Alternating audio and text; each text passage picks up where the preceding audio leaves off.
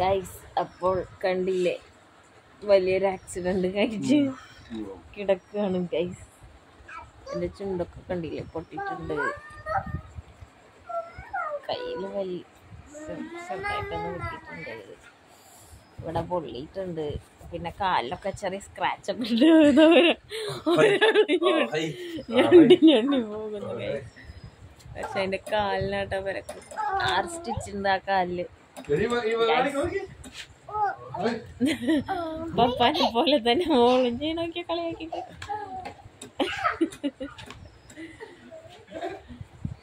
അപ്പോ റെസ്റ്റിലാണ്,